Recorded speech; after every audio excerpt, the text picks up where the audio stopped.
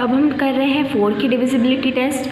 अगर एक नंबर में उसके लास्ट के 2 डिजिट्स यानी unit digit in tens place पे जो डिजिट है वो दोनों 4 की टेबल में आती हैं या फिर दोनों ही 0 हैं, तो वो पूरा नंबर डिविजिबल होगा 4 से।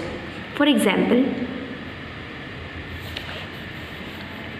51,724 51,724।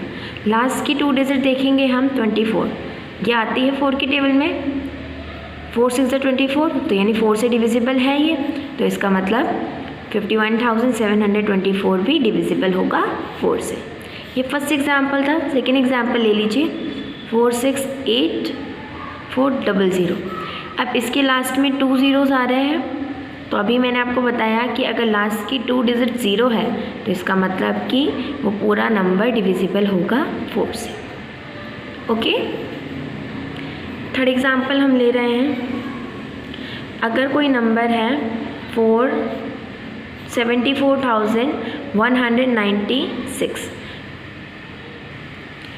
तो इसकी लास्ट की 2 डिजिट है 96, ये डिविजिबल है 4 से। 24 पे देखिए, आप डिवाइड करके देख लीजिए। 96 से हम डिवाइड कर रहे हैं 4 को, 4 2 ज़ा 8, माइनस होगा 1, 4 4 ज़ा 16, है ना। यानी 4 से पूरी तरीके से डिवाइड हो रहा है, रिमाइंडर हमारा 0 आ गया, तो इसका मतलब ये पूरा नंबर डिवाइड हो रहा है 4 से, तो इसलिए 74,196 भी डिविजिबल होगा 4 से। फोर्थ एग्जाम्पल ले रहे हैं हम 43 है लास्ट में, ठीक है। तो 43 तो डिविजिबल नहीं होता 4 से, तो इसका मतलब 84,343 भी डिविजिबल नहीं होगा 4 से।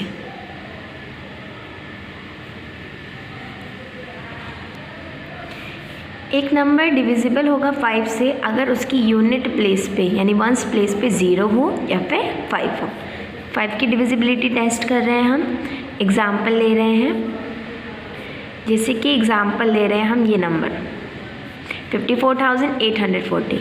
यहाँ यूनिट प्लेस पे क्या है, यूनिट प्लेस पे है 0, तो 0 है, इसका मतलब ये पूरा का पूरा नंबर डिविजिबल होगा 5 से। ओके, नेक्स्ट एग्जाम्पल ले लीजिए। इसके लास्ट डिजिट यूनिट डिजिट पे 5 है, तो इसका मतलब कि 8,48,465 भी डिविजिबल होगा 5 से। बट जस्ट इन केस अगर कोई नंबर के यूनिट प्लेस पे 5 या 0 ना हो, जैसे कि ये वाला नंबर आप ले लें, तो इसकी यूनिट प्लेस पे 5 नहीं है, तो ये डिविजिबल नहीं होगा।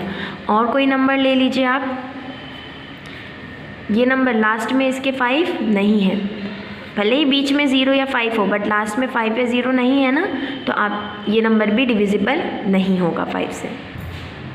अब हम 6 की डिविजिबिलिटी टेस्ट चेक करेंगे। अगर कोई नंबर 2 से और 3 से दोनों से ही डिविजिबल है तो वो 6 से डिविजिबल होगा। For example 35244। अब इसके लास्ट में 4 है, यूनिट प्लेस पे इवन नंबर है, तो इसका मतलब ये तो 2 से डिविजिबल होगा। ओके, तो यानी ये डिविजिबल हो गया 2 से। ओके, नेक्स्ट हम चेक करेंगे 3 की डिविजिबिलिटी। तो उसके लिए हमें क्या करना पड़ेगा, यस, सम ऑफ नंबर्स करना पड़ेगा। तो हम इन सभी का सम कर लेंगे। ओके, जब हम इसको ऐड करेंगे 3 5 8 8 2 10 10 4 14 14 4 18 18 तो 3 से डिविजिबल होता है, 3 6 18, राइट। तो इसका मतलब ये पूरा का पूरा नंबर 3 से डिविजिबल हो रहा है, ठीक है। तो 3 से भी डिविजिबल हो गया और 2 से भी डिविजिबल हो गया, दोनों से ही डिविजिबल है ये नंबर, तो इसलिए ये 6 से भी डिविजिबल होगा। ओके, अगर आप कोई दूसरा एग्जाम्पल लें जो कि डिविजिबल ना हो 6 से, ठीक है, तो हम देखेंगे सबसे पहले यूनिट प्लेस पे 5 है, यानी ऑड नंबर है, इवन नंबर नहीं है, तो इसलिए ये 2 से डिविजिबल नहीं होगा। 5 डिविजिबल नहीं है 2 से, तो इसलिए ये पूरा का पूरा नंबर डिविजिबल नहीं होगा 2 से। ओके, तो 2 से डिविजिबल नहीं है, तो इसका मतलब ये नंबर 6 से भी डिविजिबल नहीं होगा।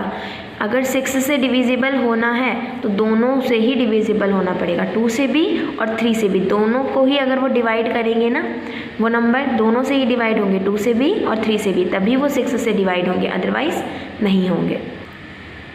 अब हम 8 की डिविजिबिलिटी चेक कर रहे हैं।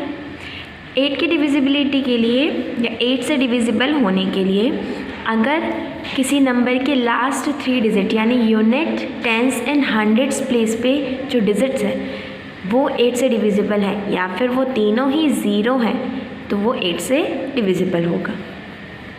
फॉर एग्ज़ाम्पल 1 7 8 9 2, इसकी लास्ट की 3 डिजिट लेनी है, यानी ये 3 डिजिट्स, इनको हमें चेक करना है कि क्या ये डिविजिबल है 8 से या नहीं है। ओके, तो हम यहाँ पे डिवाइड करके देख लेते हैं। 9 9 2 8 से, 8 1 ज़ा 8 माइनस होगा 1 देन 9 यहाँ पे, 8 2 से 60 माइनस होगा 3 32, 8 4 से 32, यानी ये पूरा कैंसिल होके 0 आ गया। तो देखो कंप्लीट डिवाइड हो रहा है ये, इसलिए ये पूरा नंबर डिवाइड होगा 8 से। ओके, यानी 1 7 8 9 9 2 इज़ डिविजिबल बाय 8। ओके, चलिए अब कुछ और नंबर्स ले लेते हैं हम, जैसे कि ये नंबर है, इसकी 3 डिजिट्स लास्ट की 0 है तो ये भी डिविजिबल होगा 8 से। ओके, और कोई नंबर ले लीजिए,